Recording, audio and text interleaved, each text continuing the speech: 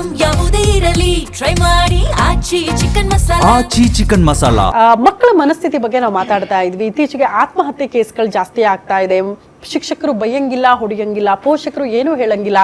ಮನೆ ಬಿಟ್ಟು ಹೋಗೋರ ಸಂಖ್ಯೆ, ಮತ್ತೆ ಬೆಳಗಾದ್ರೆ ಆತ್ಮಹತ್ಯೆ ಮಾಡ್ಕೊಂಡ್ಬಿಡೋದು, ಡೆತ್ ನೋಟ್ ಬರೆದಿಡೋದು. ಏನಾಗ್ತಾ ಇದೆ ವ್ಯವಸ್ಥೆಯಲ್ಲಿ ಅಂತ? ಮೇಡಮ್ ಜಿ, ಈ ಒಂದು ಅಡೋಲಸೆಂಟ್ ಏಜ್ ಅಂತ ಇದೆ, 15ರಿಂದ 24 ವರ್ಷದ್ದು. ಆ ಏಜಲ್ಲಿ ಮಕ್ಕಳು ಯಾವ ರೀತಿ ಬೇಕಾದ್ರೂ ಬದಲಾವಣೆ ಆಗ್ಬೋದು. ಆ ಮಟ್ಟದ ಒಂದು ಸ್ಪೀಡ್ ಇರುತ್ತೆ ಅವರ ಮನಸ್ಸಿನ ಸ್ಪೀಡು ಆ ಥರ ಇರುತ್ತೆ. ಇಲ್ಲೇನಾಗಿದೆ, ಮನೆಯ ವಾತಾವರಣ ಬಹಳ ಮುಖ್ಯ. ಓಕೆ, ಯಾವುದೇ ಒಂದು ಮಗು ಸಂಸ್ಕಾರಯುತವಾಗಿ ಮನೆಯಲ್ಲಿ ತಂದೆ ತಾಯಿಗಳ ಒಂದು ಕಂಟ್ರೋಲಲ್ಲಿ ಬೆಳೆದು ಬಂದಂಥ ಮಕ್ಕಳು ಯೂಶುವಲ್ ಆಗಿ ಅವರಿಗೆ ಸಮಾಜದ ಅರಿವನ್ನು ಮೂಡಿಸ್ತಾರೆ. ಅವರು ಆ ಸಮಾಜದ ಅರಿವು ಮೂಡಿದಂತಹ ಮಕ್ಕಳು ಯಾವತ್ತೂ ಕೂಡ ತಕ್ಷಣವೇ ಆ ಒಂದು ನಿರ್ಧಾರಗಳಿಗೆ ಹೋಗಲ್ಲ. ಸೂಸೈಡ್ ನಿರ್ಧಾರಗಳಿಗೆ ಯೋಚನೆ ಮಾಡ್ತವೆ, ತಂದೆ ತಾಯಿ ಬಗ್ಗೆ ಯೋಚನೆ ಮಾಡ್ತವೆ, ಭವಿಷ್ಯದ ಬಗ್ಗೆ ಯೋಚನೆ ಮಾಡ್ತವೆ. ಎಲ್ಲ ರೀತಿಯಲ್ಲೂ ಯೋಚನೆ ಮಾಡಿ ಆ ಮಟ್ಟಕ್ಕೆ ಹೋಗೋದಿಲ್ಲ. ಆದರೆ ಇಲ್ಲೇನಾಗಿದೆ, ಸೂಸೈಡ್ ಕೇಸ್ ಆಗ್ತಾ ಇರೋದು ಏನಂದರೆ, ಮೇಜರಾಗಿ ನನ್ನ ಅನುಭವದಲ್ಲಿ, ನಾನೊಬ್ಬ ಎಜುಕೇಷನಿಸ್ಟ್ ಆಗಿ ಜೊತೆಗೆ ಸಂಘಟನೆಯ ಅಧ್ಯಕ್ಷನಾಗಿ ನಾನು ಅನುಭವ ನೋಡ್ತಾ ಇರೋದು, ಮಕ್ಕಳಲ್ಲಿ ಏನಾಗಿದೆ, ಈ ಒಂದು ಕೌಟುಂಬಿಕ ಸಮಸ್ಯೆಗಳು ಒಂದಾದರೆ, ಎರಡನೇದು ಈ ಲವ್ ಅಫೇರ್ಸ್ ಎರಡನೇದು, ಮೂರನೇದಾಗಿ ಅವುಗಳಲ್ಲಿ ತುಂಬ ಸೆನ್ಸಿಟಿವ್ ಇರ್ತಾರೆ. ಆ ಒಂದು ಏನು ತುಂಬ ಅವರು ಏನು ಹೇಳ್ತಾರೆ, ಟೆನ್ಸ್ ಮಾಡ್ಕೊಂತ, ಅಂದರೆ ಅವರು ಮಾನಸಿಕವಾಗಿ ಖಿನ್ನತೆಗೆ ಒಳಗಾಗ್ತಾರೆ. ಅಂಥ ಸಂದರ್ಭದಲ್ಲಿ ಅವರಿಗೆ ಸರಿಯಾದ ಕೌನ್ಸಿಲಿಂಗ್ ಮಾಡ್ತಕ್ಕಂಥ ವ್ಯಕ್ತಿಗಳು ಬರಲಿಲ್ಲ ಅಂದಾಗ ಆ ಮಕ್ಕಳು ತಕ್ಷಣವೇ ಆ ಒಂದು ನಿಟ್ಟಿನಲ್ಲಿ ಜಾರಿ ಹೋಗ್ತಾರೆ. ಸಣ್ಣ ಉದಾಹರಣೆ ಕೊಡ್ತೀನಿ ನಿಮಗೆ. ನನ್ನ ಸ್ನೇಹಿತರ ಒಬ್ಬ ಪ್ರೊಫೆಸರ್, ಡಿಗ್ರಿ ಕಾಲೇಜ್ ಪ್ರೊಫೆಸರ್ ಒಬ್ಬಳೇ ಮಗಳು. ಆ ಮಗಳನ್ನು ಎಷ್ಟು ಮುದ್ದಾಗಿ ಸಾಕಿದ್ರು ಅಂದರೆ, ಒಬ್ಬಳು ಮಗಳನ್ನು ಫಸ್ಟ್ PUC ಜಾಯಿನ್ ಆದ.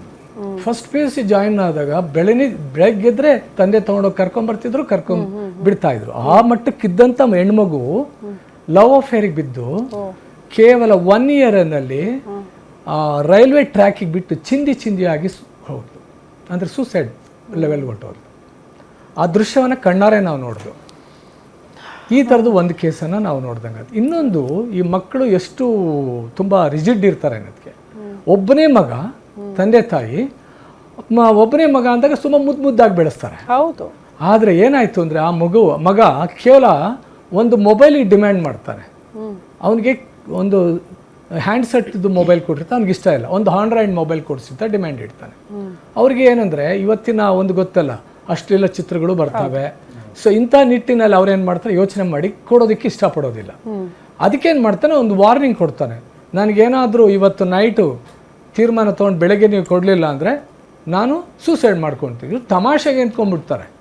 ಇದು ನಿಜವಾಗ್ಲೂ ಮಾಡ್ಕೊಂತ ಅನ್ಕೊಳಲ್ಲ ತಂದೆ ತಾಯಿ.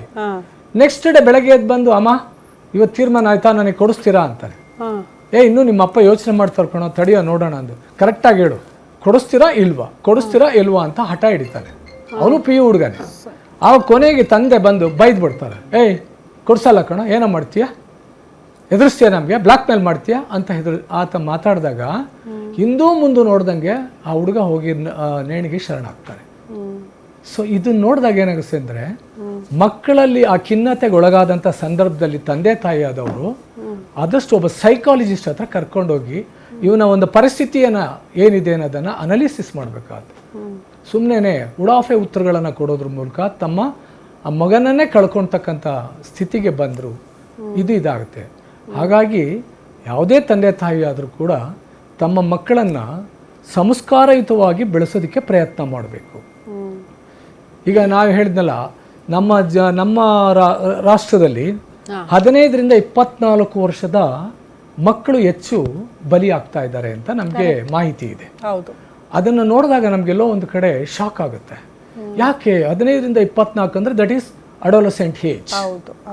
ಆ ಏಜಲ್ಲಿ ಅವರನ್ನು ಯಾವ ರೀತಿ ಸರಿದಾರಿಗೆ ತರಬೇಕು ಅನ್ನೋದನ್ನ ನಿಟ್ಟಿನಲ್ಲಿ ನಮ್ಮ ಸರ್ಕಾರ ಚಿಂತನೆ ಮಾಡಬೇಕಾಗಿದೆ. ಶಿಕ್ಷಣ ಇಲಾಖೆ ಚಿಂತನೆ ಮಾಡಬೇಕಾಗಿದೆ. ಸಮಾಜ ಚಿಂತನೆ ಮಾಡಬೇಕಾಗಿದೆ. ಈವನ್ ಶಿಕ್ಷಣ ಸಂಸ್ಥೆಗಳು ಚಿಂತನೆ ಮಾಡಬೇಕಾಗಿದೆ. ಈ ನಿಟ್ಟಿನಲ್ಲಿ ನಾವು ಯೋಚನೆ ಮಾಡಿ ಅದಕ್ಕೇನಾದರೂ ಒಂದು ಕಡಿವಾಣ ಹಾಕೋದಕ್ಕೆ ಪ್ರಯತ್ನ ಮಾಡಬೇಕೆ ವಿನಃ, ಇಲ್ಲ ಅಂದರೆ ಈ ಸೂಸೈಡ್ ಕೇಸ್ಗಳು ದಿನೇ ಜಾಸ್ತಿ ಆಗ್ತಾ ಇದೆ ವಿನಃ ಕಡಿಮೆ ಆಗ್ತಾ ಇಲ್ಲ ಅನ್ನೋದು ನಮ್ಮ ಅನುಭವದ ಮಾತುಗಳು.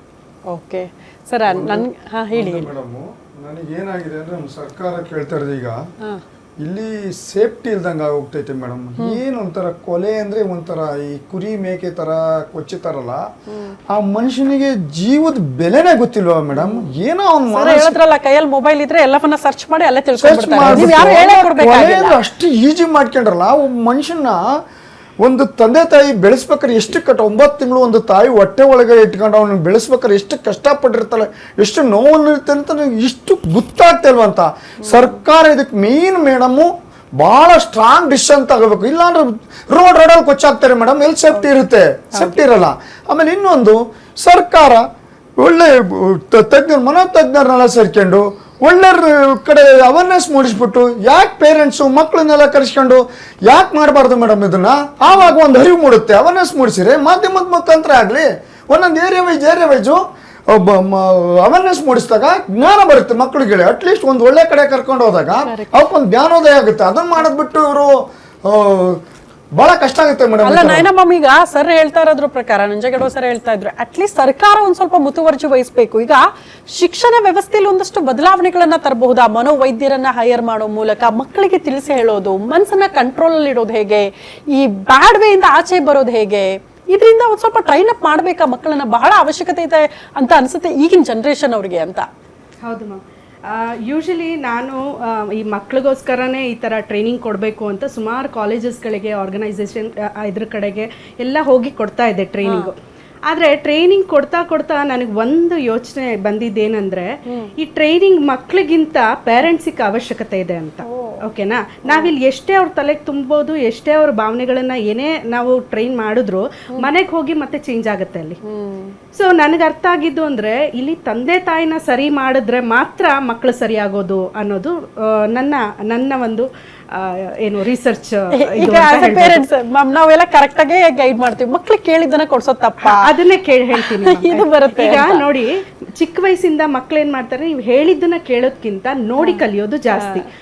ಮನೇಲಿ ಈಗ ತಂದೆ ತಾಯಿ ಯಾವುದೇ ಒಂದು ಸಿಚುವೇಶನ್ಗೆ ಗದರಿಸಿದ್ರೆ, ಜೋರಾಗಿ ಮಾತಾಡಿದ್ರೆ, ಬೈಯೋದು, ರಾದ್ದಾಂತ ಮಾಡೋದು, ಈ ತರ ಬಿಹೇವಿಯರ್ ಅಪ್ಪ ಅಮ್ಮನಲ್ಲಿದ್ರೆ ಮಕ್ಕಳ ಮನಸ್ಸಲ್ಲಿ, ಅವ್ರ ಬ್ರೈನಲ್ಲಿ ಏನು ಡೆವಲಪ್ ಆಗುತ್ತೆ ಅಂದರೆ, ನನಗೇನಾದರೂ ಬೇಕು ಅಂದರೆ ನಾನು ಜೋರಾಗೆ ಮಾತಾಡಬೇಕು.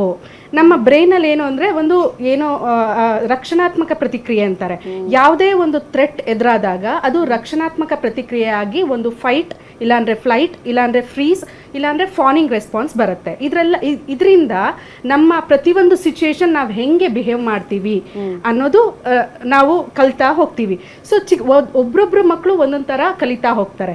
ಈಗ ಕೆಲವು ಮಕ್ಕಳು, ಈಗ ನೋಡಿ ನೀವು, ಕೆಲವರು ಏನಾದ್ರು ಒಂದು ಸಿಚುಯೇಷನ್ ಜಗಳ ಬಂತು ಅಂದರೆ ತಕ್ಷಣ ಜೋರಾಗಿ ಮಾತಾಡೋದನ್ನ ಕಲಿತಾರೆ. ಅಂದರೆ ಬೈಯೋದು, ರೇಗೋದು. ಈಗ ಸರ್ ಹೇಳಿದ್ರಲ್ಲ, ಮೊಬೈಲ್ ಕಾಲದಲ್ಲಿ ಗಲಾಟೆ ಮಾಡಿದ್ರು.